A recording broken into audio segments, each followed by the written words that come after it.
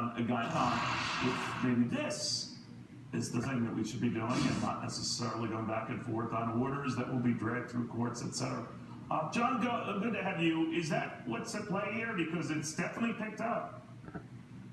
Neil, thanks for having me on today. What the president is doing in these enforcement actions is simply enforcing the existing immigration laws. He doesn't need to issue new executive orders that create controversy and create problems in federal courts in order to be able to protect the United States through enforcing the existing immigration laws. And what he's doing this week is actually not much of what he's doing at all. These were enforcement actions that were already planned long before President Trump took office. And so this isn't his action, and these aren't his draconian raids. These are simple enforcement actions that go on all the time under every president. But, you know, some presidents are more aggressive with this stuff than others, and they go in spurts, I understand. But this is dramatically picked up. And do we know whether there is a link between the rejection or the appeal and the successful appeal down in the president's order? Is there a link there? No, Neil, I don't think there is a link at all. Again, these enforcement actions, they're planned months in advance. I used to be one of the attorney advisors who would be in the room with the ICE agents vetting the targets that we would go after during these enforcement actions. How do you select those targets, John? That's interesting.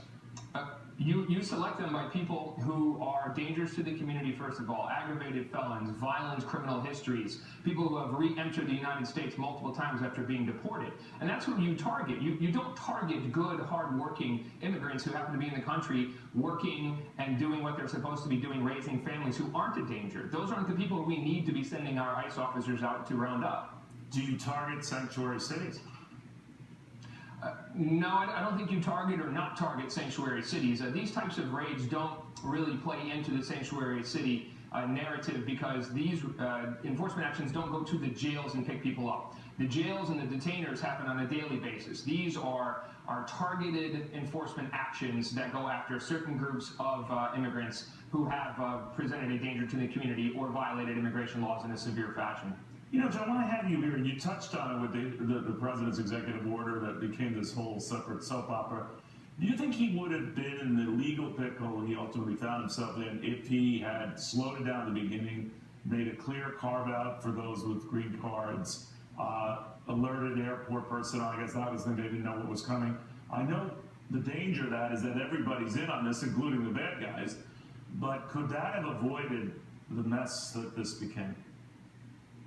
Yes, without a doubt. If the president had slowed this down, rolled this out in a fashion where everybody on the ground at the airports, the ICE attorneys, the ICE agents knew exactly what was going to go on.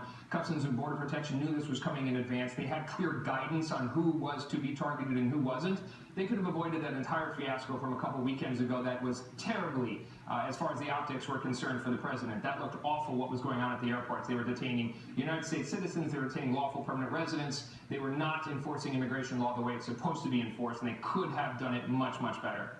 John, thank you very much. John Gihon, former ICE prosecutor. Good having you. All right, we are keeping